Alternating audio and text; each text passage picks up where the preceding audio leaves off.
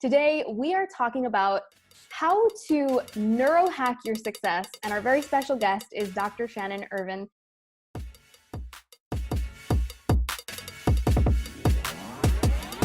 She helps entrepreneurs tap into the power of their mind and master their business. And I just love everything she talks about. This is like my jam, and I'm so excited to have a conversation that really just goes even deeper and just elevates this conversation around mindset from a place of science and not fluffiness and woo-woo. So I'm excited. Thank you so much for being here. Oh, I'm excited because I love what you do, everything Jen Casey. And I always joke around that I'm just show you the science behind why the woo works, you know? Yes. Yes. So for those people who maybe don't know you, I would love for you to just kind of give us a little background of who you are and how you kind of got into the online space, because it's kind of recent. Yeah, it's been about 2 years since I brought my offline business online, but I do have a background in neuropsychology, but I've been an entrepreneur all my life, and I had brick and mortar restaurants, and then I consulted and had a marketing company for quite a while. And then after I got out of that, I founded my nonprofit last 14 years ago. We help kids who've lost mom and dad to AIDS in rural Uganda. And so I started taking consulting clients kind of, you know, offline in terms of just like not super visible, but was being sought after for that. I've been a high performance coach for a while, but that came about because I was a hot mess and had to figure out what the heck, why wasn't it working for me? And I honestly had one of those moments about 15 years ago now where I just broke down and, you know, I had my first child and it was all working fine until that happened. And then all of a sudden I couldn't manage, you know, my business and my husband and my kids. And or at least I thought I couldn't. Mm-hmm.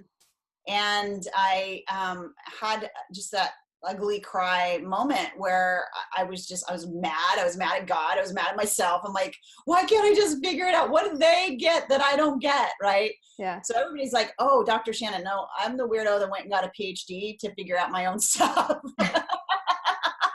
That's a brilliant strategy. Right? I so appreciate the commitment to like, I am going to go all the way with this. Yeah. But I knew like, intrinsically, like I knew, like you see people out there, right? They that do have businesses and they do have families that aren't melting down, and it does all work. And so I, of course, got mentors. And then as I went through and learned the background of neuropsychology, I learned that we all have the exact same wiring and we all have the exact same systems. Some people just tap into them and some people keep them on autopilot. And the 97% that keep them on autopilot wonder why things aren't working. And that was definitely me before. But now understanding how we're wired, how we work, and how to tap into that system that's there, it's like our best competitive advantage we could possibly have. And that's what I've been doing offline with high-performing athletes and 7- and 8-figure earning clients. And then 2 years ago, I just really started just getting, I wanted to fund the nonprofit instead of fundraise for the nonprofit. So that was one thing. But then on the other side, like I had 17 one-on-one clients. Wow. There was no more of me to give, right? I had a very lucrative business, but I couldn't multiply myself anymore. And I really want to see, I have a burning passion to see entrepreneurs transform their lives and their businesses by really becoming the best version of themselves, much like you do. So that's what brought me online. I love it. And what is the type of work that you do with entrepreneurs is helping and athletes is helping them to what specifically? So specifically, I first teach them how to tap into how they're wired and start to remove limiting stories. Mm-hmm. So most of the things that happen for us, and especially as entrepreneurs and driven people, athletes as well, is we've got like the foot on the gas, like we're visionaries, we've got big vision and big dreams, and we're going. So we've got the foot on the gas. But if you've not done this work, or if you haven't done any of this kind of mindset work, then you also have all these limiting stories. It's like having your foot on the brake at the same time. And we're wondering, you know, why am I going in circles and why can't I get where I want to go? So as a business coach for high performers, I just help them see those stories and help them through a step. I'm a step-by-step girl. So like I take them through what is my matrix process, which just really helps you rewire those limiting stories so they can actually get you to where you want to go, pull that foot off the brake. And then to me, that's like the first phase. And then the second phase is where I get really kind of geeky and excited, because that's when you actually can take where you want to go and reverse engineer it actually in your brain. Yes. And I think what you just said, that whenever we have that go, where we're trying to move towards something, and then we're feeling that resistance come up, that is some kind of story that is in our way. And a lot of times people who are newer to this work, they don't necessarily understand that it's something that's solvable. That they can, that they're like, there's something wrong with me. I mean, even early in my entrepreneur career, I remember thinking that I was just cursed with not being confident. And I truly believed that that was something that you either had or you didn't have. And I remember listening to, I think it was Chalene Johnson, and she was like, confidence is a habit. And I was like, what? I can build this? And that was like, it's like, I can laugh at it now, but it was a revolutionary thought for me at the time. Yeah, it's so true, because when we don't take our thinking off of autopilot, right, and we're just letting thoughts happen, we don't realize what we're actually doing. And it's exactly that. We're telling ourselves, and I was the same exact way when I was in that hot mess situation. You know, you tell yourself, I want this thing, I want this business, I want this success, but you're telling yourself, I don't know what it takes. I don't know what do people think. And that's what you're saying over and over again. And from what, if I could peel back your brain and show you what's going on, your brain, your conscious thinking mind, the one we're talking with right now, is in complete and 100% control. Like you really have everything you need within you to create whatever you want right now, right? It's not outside of you. Yeah. But what we do is we tell ourselves over and over and over again, I don't know, I don't have what it takes, I'm just not confident, I don't know. And what we tell ourselves over and over again in thought and picture, which becomes that story that you talk about all the time, what happens with that story is it actually becomes programmed. It's like your subconscious mind, its job is just to listen to what you're telling it all the time and to say, okay, that's what you believe, great, I'll automate that. And so now your subconscious mind automates it, because it wants efficiency. That's how we're designed. And once it automates it, it's like a 405 freeway. If you're from Los Angeles, you know, it's like a 10-lane freeway that you cannot get on or off. And what we've learned from all kinds of research now, that it's proven at this point, that we can see on scans, 80 to 90% of your daily actions and decisions are actually coming from that subconscious pre-programmed place. So we're trying to get to another place, but 80 to 90% of our actions are working around those limiting stories that are there and programmed. And most people are just unaware of it. They're just like, that's just me. That's just my identity. I think we need to pause there, because that is huge. And I think that can give everyone a lot of permission to just give themselves a whole heck of a lot more grace. Like instead of kicking yourself when you're down, being like, what's wrong with me? Why haven't I done X, Y, and Z? 80 to 90%. And I know Joe Dispenza says, I think it's like 91 or 93% of the thoughts that you thought yesterday are the same ones you're thinking today, which is exactly the same thing. Yeah. And that's why. So when we are going into that place where we are looking to break a pattern and rewire a new belief, a new thought, a new habit, what is the process for that? Yeah, I love this question. And I love it, because that's just, I mean, it's a big question. It's like, here's the whole thing. Yeah. And it's an entrepreneur question. Like, it's like, look, okay about those limiting stories, but I want to go here. Right. Yeah. That's how we are. That's totally how we are. So I tend to, so what we need to do, we need to work on removing those limiting stories, because you want the foot off the brake. And that's the whole process. And it's a step-by-step process. It's not difficult. It just takes practice. Like any meditation practice, any workout practice, it's something, if you really want to get to that place, you need to practice that on a daily basis. But that same system that has you going, oh my gosh, I can't believe that. That's where it's super exciting, because any habit, any end result that you want to end up at you can prime into your brain in the same way that you unknowingly primed those limiting stories into your subconscious and automate them.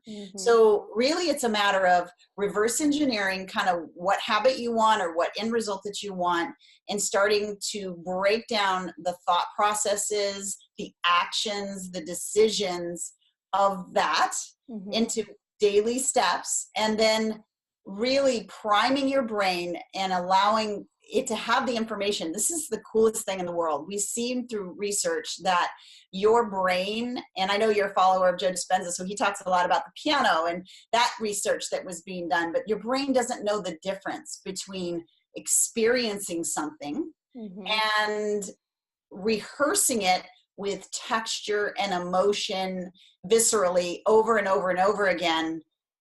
It doesn't know the difference. I had an opportunity to work with an athlete, swimmer.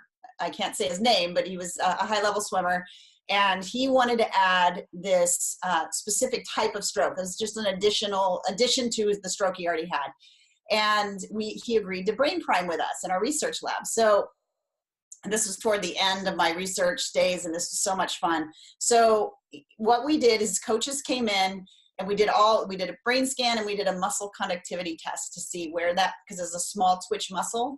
So it needed to grow in order for that stroke to actually be able to happen. And so we went through the brain priming. He, in his mind, got in the pool, felt the water, did the stroke over and over and over again, but he was inside of our lab with his coach. And he did that for a certain amount of time. It was about 62 days. And never was in the pool, not once. And then we scanned him at the end, and his brain scan showed that the information that he had learned, it was in the center of the brain that we know is knowledge that's learned. So we could see that. And then the muscle conductivity test blew our minds. 98% muscle growth. Wow. Never gotten in the pool. So, and then he did get in the pool, and he won some amazing medals, and he used that stroke. And we've seen this kind of research over and over again. And for an entrepreneur, that should just get you so jazzed up, because you have that exact thing going on for you. You can truly step into that version of yourself now and give your brain the picture that you want for it to then believe and then automate and then make much easier for it to come to you. So that's the brain priming that I do, kind of phase 2. And then we go back and forth, because the reality is new level, new devil, right? Well, I'm curious, is brain priming different than typical teachings of visualization, or how are they similar? How do they differ? Yeah, I love it. It's a great question, because thoughts are energy, right? We know that thoughts are energy. It's an energetic exchange. And so it's not just visualization, because that visualization can be kind of 2D or sometimes 3D if somebody's very practiced at it, but it's just seeing it. So it's just one sense. So you want to think of brain priming as bringing in all the senses. So the texture of the air, like all of what you would hear, every piece of it is brain priming. And then there's also the sense of brain priming in the things that you want to believe. So I'll take people through like an audio priming at the same time they see themselves at that end point. The person that kind of gave me the best description of this, although it's a little bit outside of my comfort zone, is Mike Lee. I interviewed him for the podcast. He's a midweight champion boxer, and he's also the owner of Soul CBD along with Angie Lee. And I asked him, how was it stepping into Madison Square Garden? And he said, well, I've been there 100 times before in my mind. I felt the air, I'd heard the crowd, I'd felt the sweat, I'd tasted the blood, and I was like, oh, but in reality, that he was priming. He was priming himself. So when he stepped into that ring, it's like he'd been there before. He didn't have any anxiety, any stress around it, because he had been present in that space. And if you can get present in that end result space over and over again as a practice in the morning, right before you go to bed, those are times that subconscious mind gets really open to that, and just give as much texture as you can. And then if there's a limiting story that tends to be your story, your go-to story, for me, it was I'm not enough. Mm-hmm. I don't know how, a lot of them boil down to I'm not enough, or I don't have what it takes. Yeah. And then it's like, if I'm not enough, then I won't be loved. Then I won't be loved. Yeah. So it gets to that core human need. So I have an audio that so you're in that room and you're got the success, and then you're hearing this audio saying, you know, just retraining that thinking that you are enough, you have what it takes. And it's a practice, but I tell you what, like, it is by far the most exciting thing, because what'll happen is you'll start small with one thing, and all of a sudden it just opens it wide up. And then it becomes like, wow, what else could I do? Like, how else can I get to be even the better version of myself? And it gets pretty exciting for those of us who really want to take things to the next level.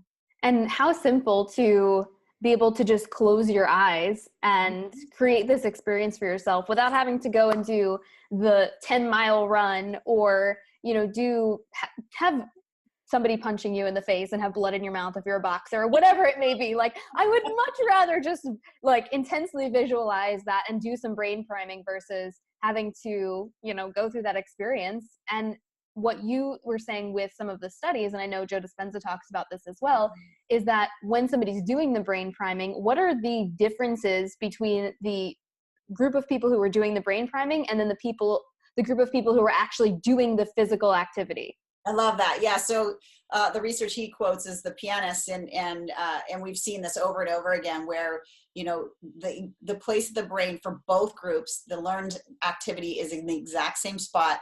And both groups, actually, it's interesting. The research has shown that the people who prime actually go, like in this piano example, actually could play the scales better than the group who actually practiced the scales. And that's just the power that's available to you, and it's been with you all this time. And, you know, it's just the top 3 to 4% that tap into it. But once you do, it's pretty exciting. And there's a really cool other thing, which I think is like the superpower of our brain, and that is, which can work against you, but it also can work for you, is there's a reticular activating system we call the RAS, and it only allows to filter in to your brain what your subconscious believes to be true, which is a problem if you've got a lot of self-limiting beliefs. And that's why things aren't coming to you, and it's difficult, and it seems like you have to strive. It's because there's so much stimulus coming in that's its job. Otherwise we would overload. But once that gets rewired, and once you really start to put in what you want, the results that you want, and it gets to that automated stage, then that's why we hear people like Jen Casey and James Wedmore and all these people say, oh, it just kind of comes easily to me. It's because your brain is actually filtering in stuff. It was always there. You just couldn't see it because you didn't actually believe it.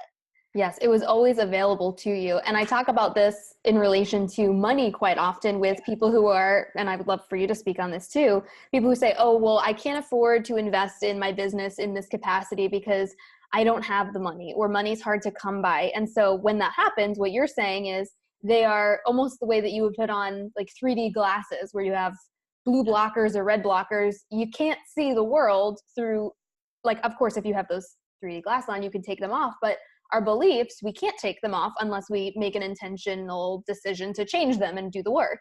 Yeah. So we're basically seeing the world through this filter lens. And what starts to happen when that occurs?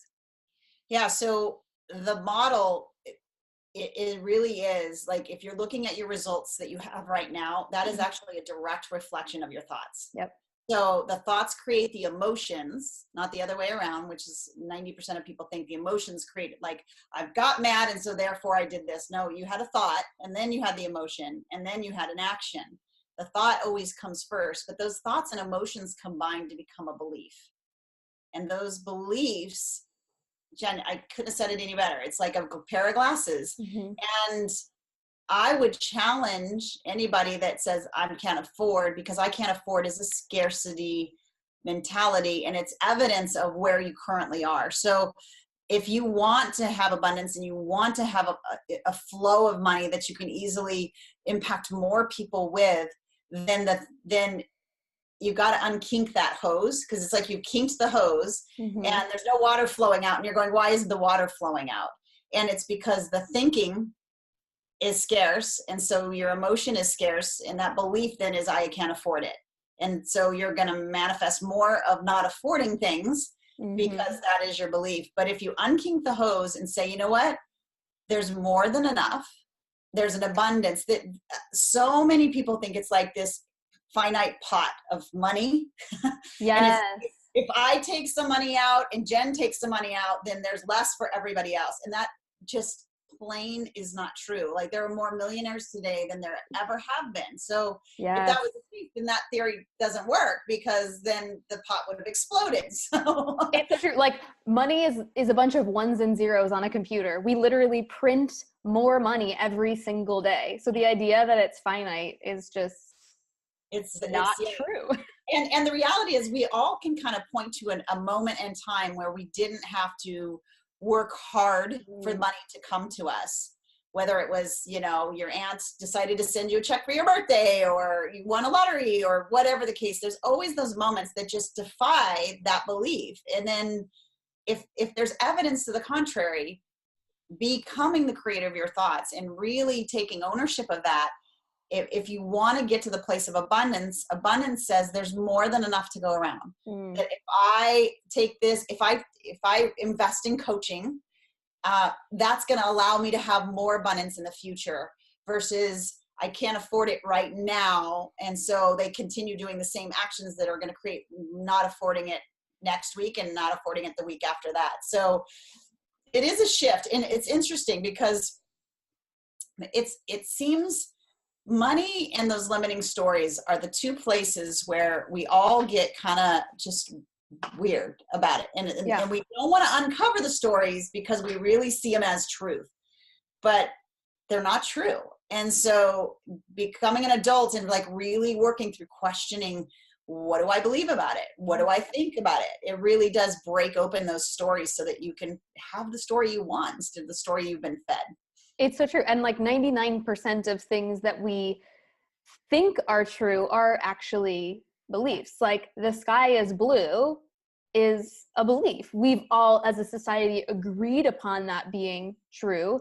But guys, that's a belief. So if you can accept that the sky is blue as a belief, that will hopefully give you like an entry point to start challenging some of the other things that you have going on.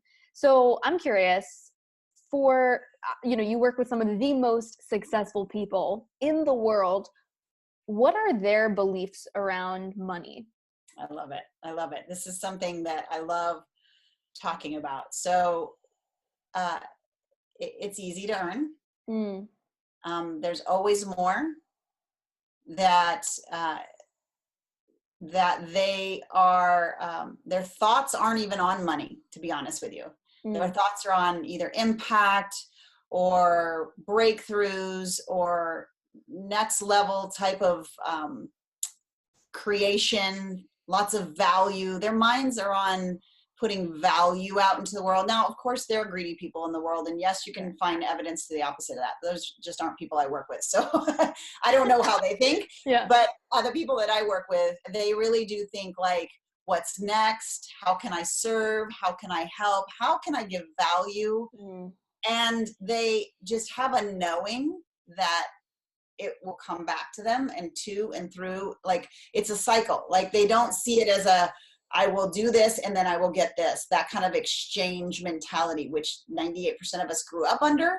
And so therefore is a false belief appearing real. And the reality is they just feel like it's going to come. And if they make a monetary mistake, they lose money. They don't see it as a failure. They just go, oh, well, that didn't work. Let me learn something from it and then apply that. And then they make more money because they actually took the thing that didn't work and fix it and then applied it. And they're just very action oriented and very just driven from a place of putting value and service out into the world.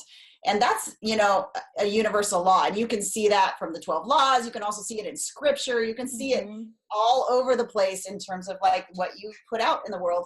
It's a law. It comes back to you. But it's also like, you can't they don't ever sit there and go, okay, I'm going to put this out to the world so it will come back to me. That doesn't work. You know, they released it. Their hands are off of it. So good. So you said there was 4 steps to kind of what you teach. So we kind of went a little bit through, we've got the stories, we're rewiring them. What does somebody do after that? Like you were saying, the most successful people get into that place of knowing and trusting and almost surrendering that things are going to come back to them. So in the next kind of steps of the process, does that sink in a little bit more? Yeah, it does. And the 4-step process, that's more around the mind matrix and removing those limiting beliefs. Got it.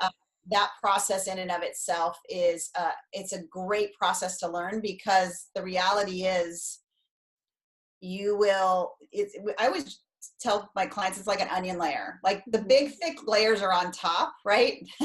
And so those are like the hard ones to get off. But it typically, our limiting stories aren't like 10 or 20 stories. It's usually like, you're only like 1 story away from like that breakthrough. And so once we're able to kind of rework and rewire that story, then you're going to get to the next level. And our mutual mentor, James Wedmore, always says next level, next devil. And it's so true, because then all of a sudden there'll be another limiting thought. But here's the thing. At that point, it almost becomes, I don't want to say a game, but you have, like, you recognize it really quick. You hear them really quick. And because you have the process and it's step by step, you just stop what you're doing, go through that, and then you get rid of it. So before it ever has a chance to get wired back into the subconscious. And that's, again, why you see successful people like keep leveling up, because they trust that they do the work and it gets rid of it. And then, you know, priming the brain is really where the magic happens. Once the foot's off the brake, it's doing that priming and making that a process, a practice, that something you look really forward to, because as you're priming and as you're changing the way you think about things, then you have a success in an area that you've been priming around, and then you get to, okay, what's next? And then that becomes kind of the future journey as you're really strengthening your ability to be the creator of your thoughts, and through those thoughts, creating the identity of who you really want to be, that very best version of yourself. So there are some that just come in and just try to get rid of the limiting beliefs, but never really push toward the brain priming. And it's a shame, because it's just like 50% of it, you know? Right. Like, why eliminate that huge piece of the work? Yeah. The huge piece is, it really takes you to, and it's not just business, although we both tend to work with business-driven entrepreneurs. But it's the same thing in your life and in your habits and in your health and in your relationships, because it's all a matter of what are we thinking before the emotions, and getting in that space between and allowing yourself to choose the thought that you want. Yeah. It's a fun skill. It's really, it's a practice that becomes just really fulfilling. It's some of the most powerful stuff. And I don't know if I had shared this with you, but, you know, earlier in my business coaching, I was giving people all this great strategy and then looking at, why are some people in this program crushing it, hitting 5-figure months, you know, more than that, all these great things. The middle range of people, they're like getting their first couple clients, they're moving and grooving. And then some people weren't even like opening the program. And it was like, what's going on? And I knew that I wasn't serving at my highest level, because even though that's not what the promise of the program was, to help them with mindset, it was a business strategy program. I was like, something doesn't feel in alignment, because I'm not really helping people. I'm helping the few who are wired for success, but not these other people. Yeah. So yeah, I mean, I'm curious for you, when you're helping someone create new neural pathways, because that's really what it is, right? Yeah, absolutely. What are some of the first things that you would have them do in terms of, do you recommend somebody pick one new habit or one new belief to work on for 21 days? Or do you say, you could just boom, change everything overnight if you want? Yeah, it's a stacking and a layering that seems to be a little bit more successful. But at the same time, I always want my clients to be able to see themselves and feel themselves and experience themselves at the end of that big goal. Because if not, then you're not giving your brain a why. You're not giving it a picture to move forward. So I always encourage to prime the habit. That's why we go through the process of reverse engineering. It's kind of how you set up your business, right? When you go to do goals, you go like, here's my 10-year plan, here's my 5-year plan. Now I'm going to break it down into my 90-day or my 12 weeks. Well, that's how the brain works. So keep that 30,000 foot view and prime that into your brain, because it needs to become a familiar emotion and feeling to be a 7-figure entrepreneur. And you're going to get there so much faster if you're seeing that every day. But once you're done, like feeling and being in that space, mine is like, I've got my ocean house, like we're 3 miles from the ocean right now, but I can close my eyes and I'm there. Like I can see it. I can see the million people that I've helped. So all of that.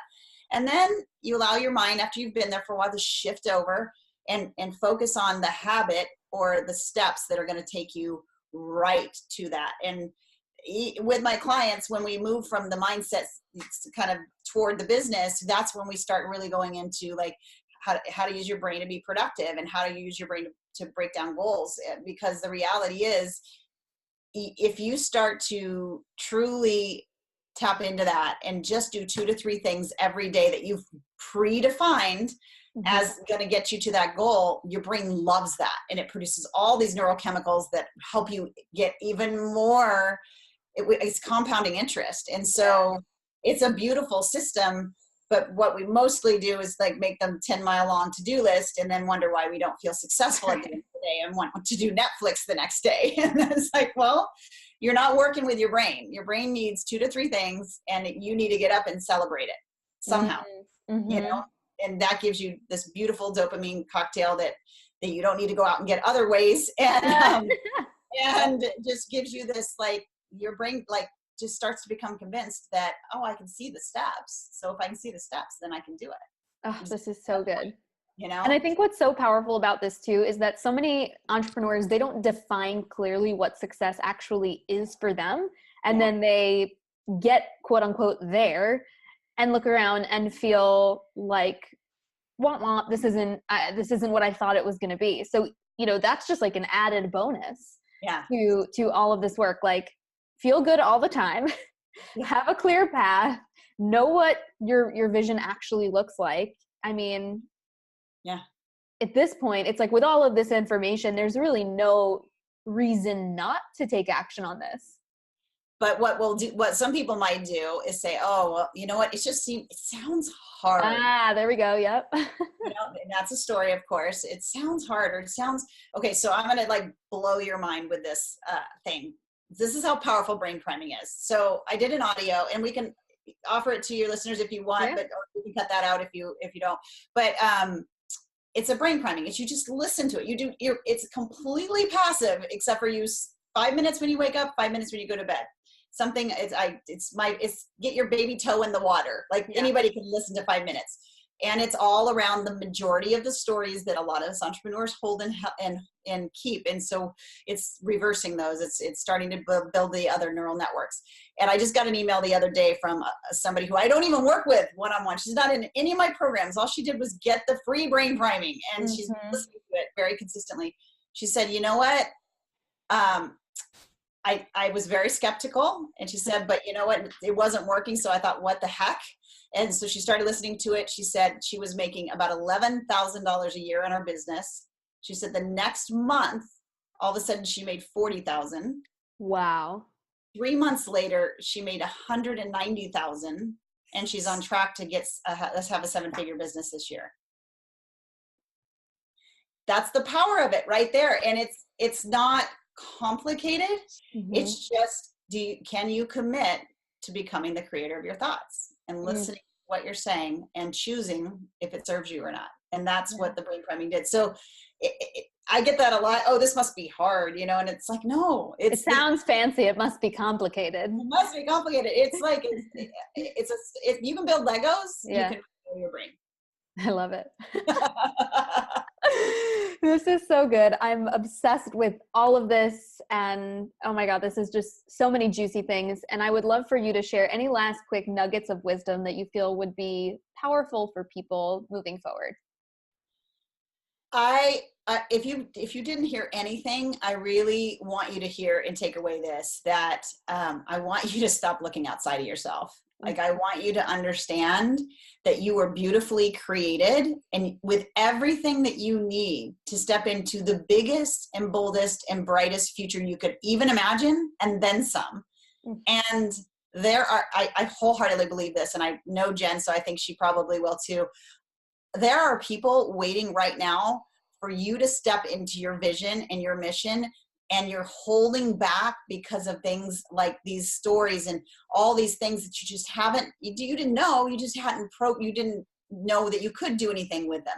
So I really want to challenge you, because there's people waiting for you. And this is what I love about Jen. Like, we're like sisters from another mister. Like, we kind of teach similar things, but there's no such thing as competition. I adore her. I want her to be, she's going to be on my podcast, as soon as we're done here. And the reality of that is there's only one you, and only you are holding you back at this point. And you have everything it takes, but you need to be able to become the creator of your thoughts and do the work around shifting the thinking that'll get you to the next place. Boom. That I know quite a few people who are listening to this, they needed that reminder. It's good. Yeah. So thank you, Shannon, for that. Such an honor to be on with you. This was so fun. I feel like this is going to be people are going to be obsessed with this. I already can tell. Where can people go to learn more about you? Well, I'm at the socials at Dr. Shannon Irvine, so you can get me there all across. You can jump on the website, which is drshannonirvine.com. And the brain priming you can grab at drshannonirvine.com/mind your business. Yay. Oh my gosh. So good. Thank you so much for being here. Guys, go and go check out that stuff. Go grab that brain priming, start putting it into practice. And if you love this episode, because I already know that you do, be sure to tag us on Instagram take a screenshot of the show, tag us at HeyJenCasey, at Dr. Shannon Irvine, and we want to have a conversation with you guys about what were your biggest takeaways from this episode. So I can't wait to chat with you guys, and we'll talk to you soon. Bye.